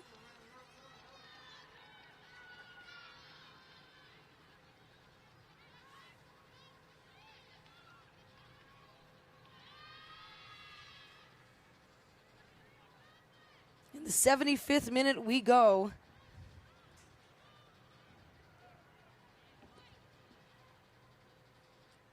Carabin able to score in the first half twice and then added another here in the second. This late in the game, you can change up your strategy. Usually when you're ahead, you want to sit back, just relax, waste time. But that doesn't seem to be the case for Montreal. Oh, They're no hunting way. for another one. They are so hungry, you can feel it. But I mean, this is what I mean. Like, to me, that's such brilliant defense. Obviously, a team goes, well, if you just keep attacking, just keep finding a way to stay in the other team's half. It's that simple, but it's not. Of course, for the Carabins, they certainly make it so apparent what their game plan is, and their execution has been superb.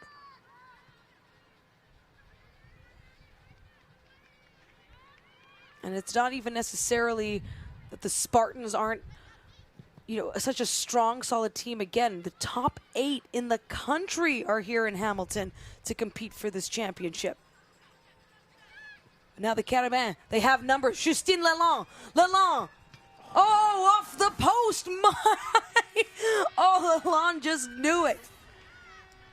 Good. Sometimes power's not everything. That one, she could have slipped it just in bottom left corner, even slipped it across the box like Jeanne Evan's been doing for that oncoming runner.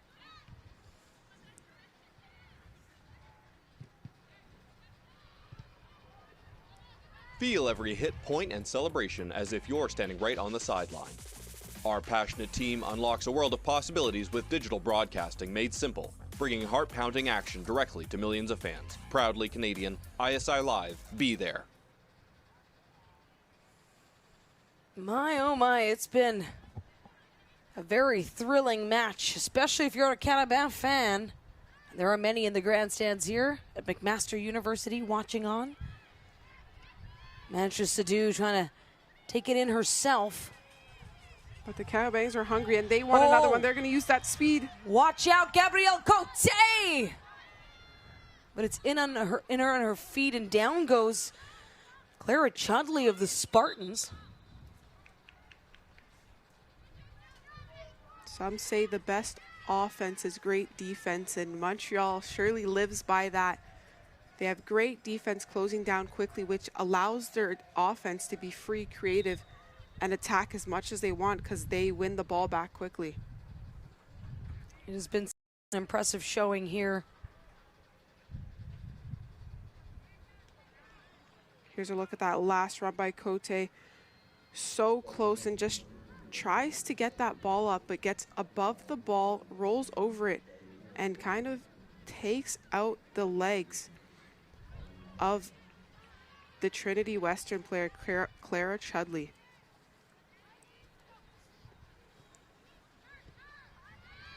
Last time Montreal was in a championship final was 2022. Oh, it's up and over. At this point, it just everyone collectively holds their breath. They've just had so many shots, and Bahal being able to read and track what she can. Made an incredible save to stop a Gabrielle Cote second goal, which would have made it 4 just earlier here in the second half. As I was saying, Montreal, last time they were in the final, 2022, and they were able to win it. By the way, they did it in Laval. That's gotta be. I was at that tournament, and it was an exciting one because ironically, they were playing Laval in the final. Ooh, that is like, to me, that there's no better when you're in a rivalry situation. Is that not what you dream about? Of course, you want to win in front of your own fans, but extra sweet when you can play your rival in their barn and spoil it all. And let me tell you, it was a full stadium. The Laval fans were chanting. Of course, there was Montreal fans as well, not being too far from their own home. I've seen it all. Carabin hosted the U Sports Women's Hockey Championship in 2023. The Concordia Stingers made it all the way to the final, and that was tough, as obviously those two battle quite often as well in the RSCQ. Here on the soccer side, another quick trip down memory lane for the Carabin fans. They won it in 2017 as well, when Manitoba hosted.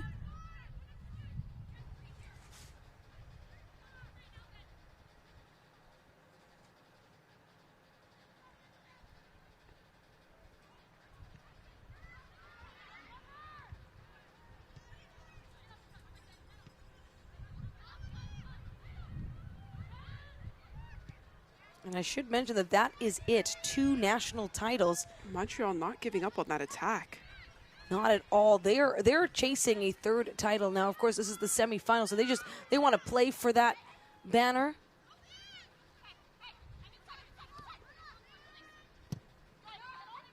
So UBC with 9 national championships under their belt. Trinity Western with 5. That's the second most, of course, in U Sports. It's a storied program here, and this is a tough sight, I'm sure, for Spartans fans as their team has tried to battle back from the 14th minute. They've been trailing in this match.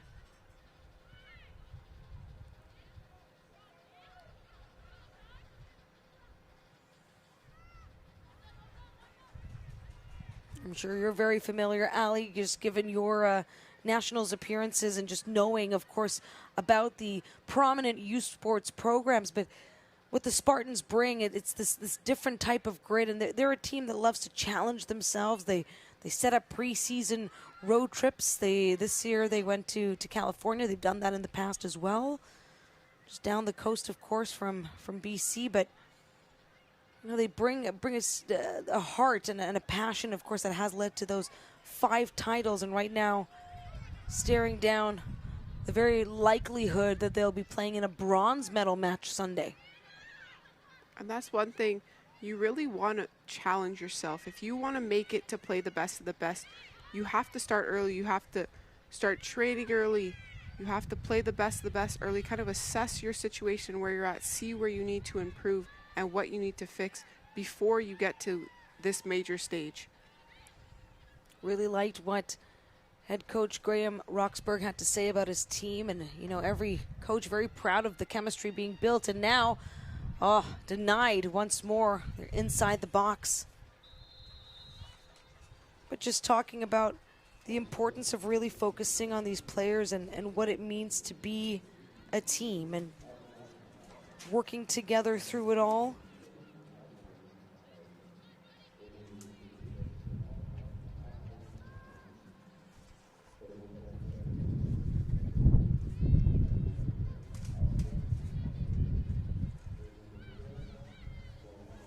Carabins and the Spartans. A day off awaits tomorrow. But it was the head coach, the Spartans head coach, saying that they changed a phrase that's very common when it comes to teams and culture, team building. And they said, let's make it team being. Being it intentional, really pressing players on their why they're here. And none of that changes despite the outcome of this game. None of that changes as they will absolutely look to take home hardware. Very well being one of 2 BC teams to do so. As we know, UBC is guaranteed a medal.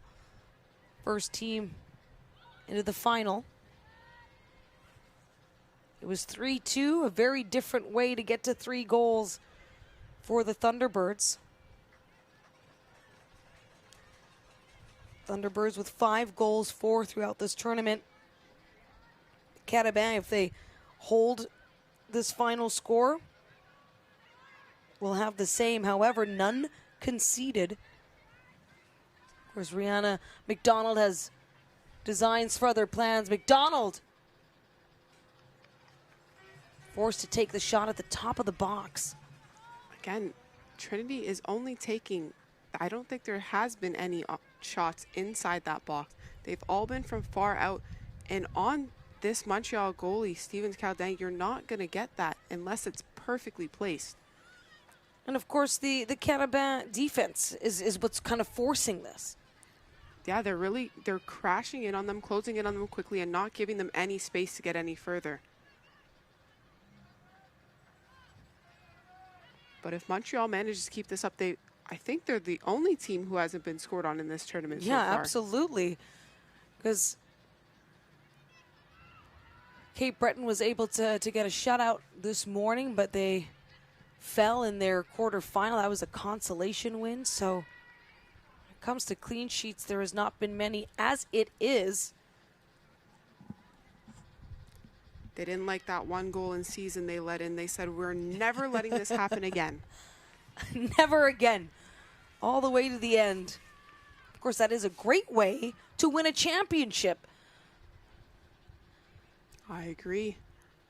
Again, the saying is, offense wins you games, defense wins you championships.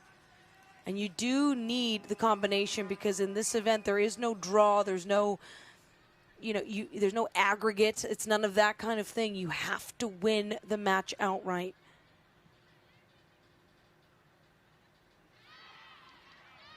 The bench celebrating.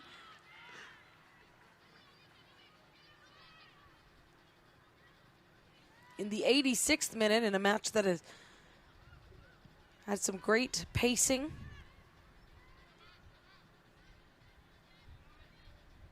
Still so much fight from the Spartans.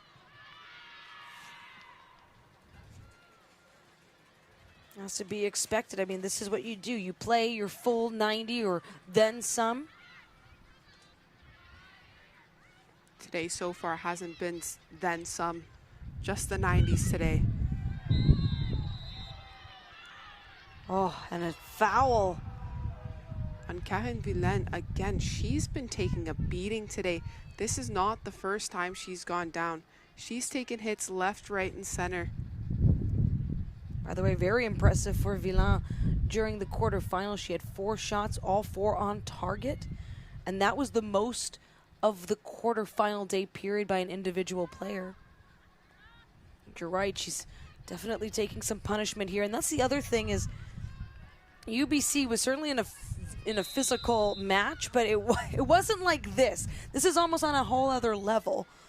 So it's a good thing both sides here, and especially for the Carabins, you know, they have that rest time. Hopefully get whatever kind of recovery you can get within a less than 48-hour window. Gold medal match, by the way, played 5 p.m. Eastern Sunday. 1:30 p.m. for the bronze game. Allie and I looking forward to having you join us here.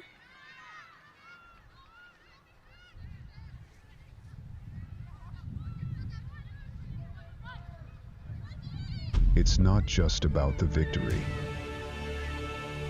It's about the moments leading up to it. BioSteel, the fuel behind every victory.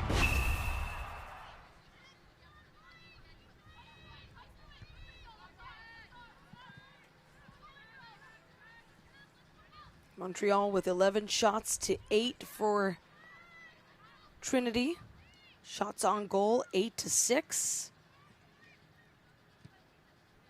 Again, what makes Montreal so effective is that small margin between shots and shots on goal. They don't miss the net very often.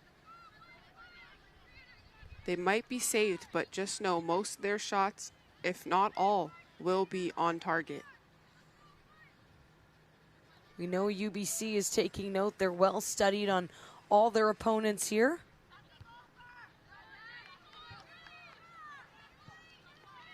And so we will see a Canada West RSCQ matchup in the final. Ironically, we just watched 2 semifinals with a Canada West RSCQ matchup, and we're just going to swap them for We're just swapping Sunday. it. But that does mean a different matchup than the 2024 championship final. In case you missed it, that was Laval Rouge et Or falling 1-0, defeated 1-0 by UBC. And they had a very different rematch, a 3-2 thrill ride in the semis. It skied from distance. If that one went in, that one would have had to have been goal of the tournament. Whew. From 45 yards out. I can't believe we haven't even ranked that yet, Allie. We're gonna have to sit on that. I mean, tomorrow we're back here for the consolation final. Again, please join us, 5 p.m. Eastern. Number 4 AUS champion Cape Breton taking on the number 3 Toronto Varsity Blues. They're in the fight for 5th. That is the highest ranking a consolation team can get. It's also the final goodbye. They know it's the final match of their season. 2 teams with conference banners.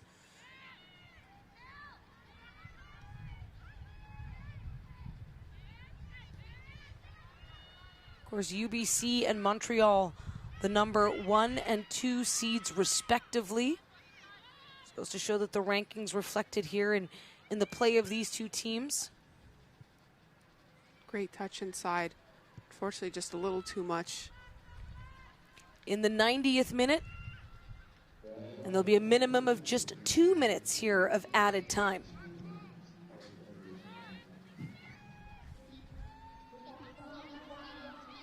Montreal still going for goal. Hey, they got their second of the game in the 45th minute. Micah sent a sack. They'll absolutely keep firing on all cylinders. It's a very, very driven team. It just exudes off of them from the pitch. We saw that same swagger from the Spartans as they rallied back 3-1 in the quarterfinal to get them here with plenty of speed and hope to find the back of the net. No, they find behind the goal. Great tip from Stevens Caldin. Again, you have to respect the grind from both teams here. Spartans not giving it up, still trying to get on the board. See them try right here. What a tip. Without that tip, that could have been scary for Montreal. Could have tucked in, and scary just by the means of allowing one when you've been able to play with such dominance here. I mean, it's an extremely tall order to expect 3 quick goals in succession in a game that has been handled very well by the Carabins. I'm sure Montreal doesn't want to ruin their clean sheet streak that they have at this championship. Players will always tell you that, of course, well, you know, that's not what we set out to. But when it's right there, oh, you want to stay perfect. Might not be what you set out to, but now that you're 2 games in, it's become a goal.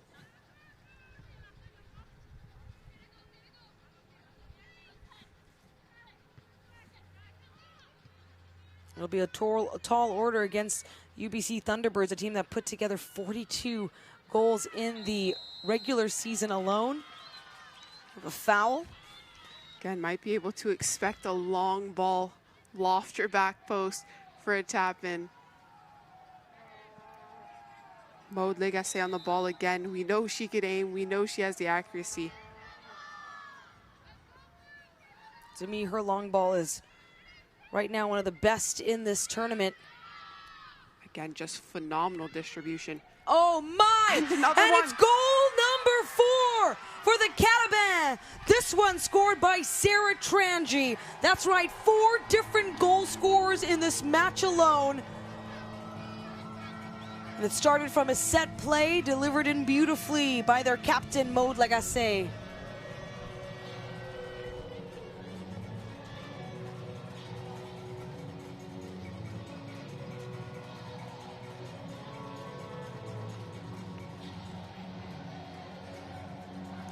What phenomenal execution from Montreal. You saw Pahal got a little bit of a touch on there, but just not enough. And that is game. Oh, they're moving on, advancing to the gold medal final. This is exactly what they came here for. RSEQ champions will take on the Canada West champion UBC Thunderbirds.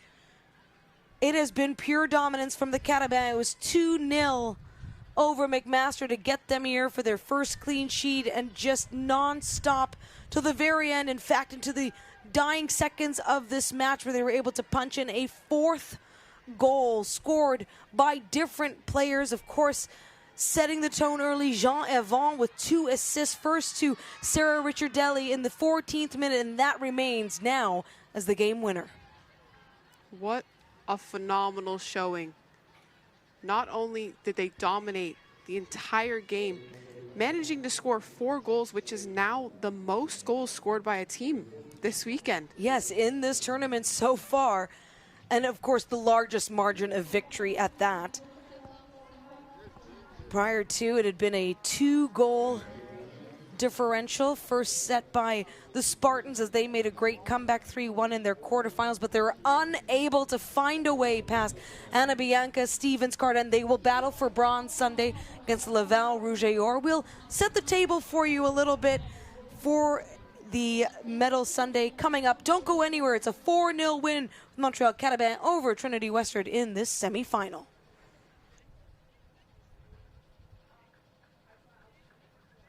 Feel every hit, goal, and celebration as if you're standing right on the sideline, immersing you in the game like never before, bringing heart-pounding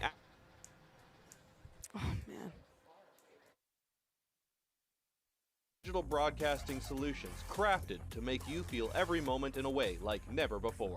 Our passionate team ensures your message reaches audiences reliably every time. Proudly Canadian, we bring a touch of innovation and our passion to the world stage.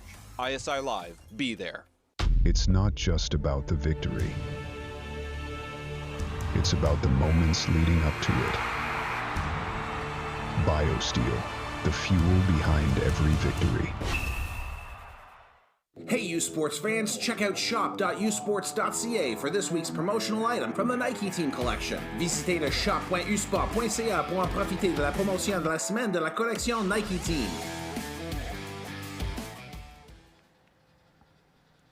Welcome back to Ron Joyce Stadium in Hamilton, where the Nike Players of the Games are being announced for the Trinity Western Spartans. Number 30, Rihanna McDonald. I've loved her play. She's been so fun to watch. Of course, a very difficult loss here. A 4-0 shutout. Well earned and deserved by Jean-Evan. 2 assists on the first 2 goals for the Carabins that happened in the first half. And by the way, let me just add that this team, they get a goal in added time in the first half, then they get a goal in added time here in the second. It was just exactly what they set out to do, helmed by Nadja Kamps, the U Sports Women's Soccer Coach of the Year. And as they go for a handshake, a look back at the highlights of this game. And Carabins fans, I'm sure you love every second. Get another look at the great turns. There was so many opportunities from the Carabins, but Pahal was playing great defense in that goal, catching not all, but a lot of them, I'd say. There's only so much you can do when you've got the shooting efficiency of the Carabins and this togetherness of this team. I mean, this is exactly what you plan and hope for and capitalize on there. Gabrielle Cote in the 65th minute, assisted by Raphael Robitaille-Bourgeois. And this was the moment. This is actually a 2-parter save. It was the slide and then getting in front of Cote to stop a brace for number 21. And we thought maybe they could hold off of allowing 4 goals, but the Carabins had other plans.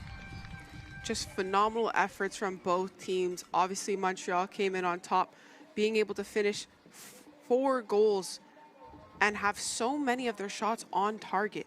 When you have that many shots on target, what do you expect? You're going to have a bunch of them go in, especially when they're so well placed. High quality chances. That's the other thing, Ali. You know, we've talked about it. Sometimes something registers as a shot on goal.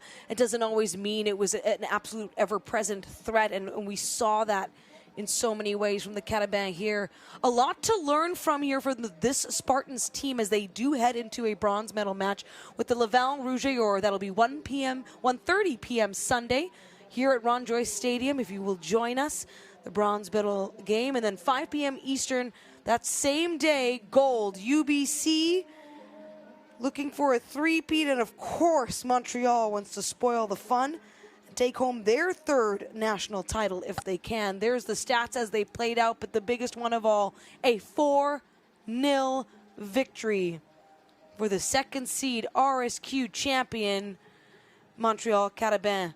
Ali Rowe, we have a consolation final tomorrow, Cape Breton, Toronto at 5 p.m. Eastern. But after another full day here, final thoughts. Honestly, some great games today, those 2 semifinals. Great matches. Honestly, I thought the scoring was a little higher than expected. With all the games being so close yesterday, some big scores today and some great comebacks. But all in all, very good to watch. Very entertaining. We were on the edge of our seats the entire time. A combined 9 goals in the last 2 matches alone, okay? That doesn't always happen. We know in soccer that doesn't always happen. So a thrill ride it was on the semifinal Friday. We look forward to have you join us Saturday, and of course for the medals on Sunday.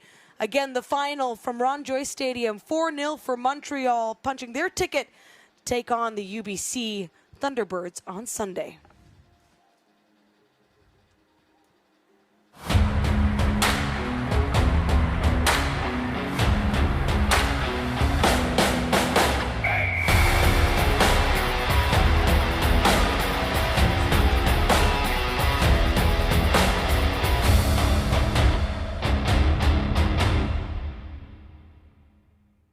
U Sports on CBC, présented by Sport à Radio-Canada, une présentation du gouvernement du Canada, the Government of Canada, Nike, Fox 40, Faraburn Medical Supply, Les Bag Baron Rings, a par and by BioSteel.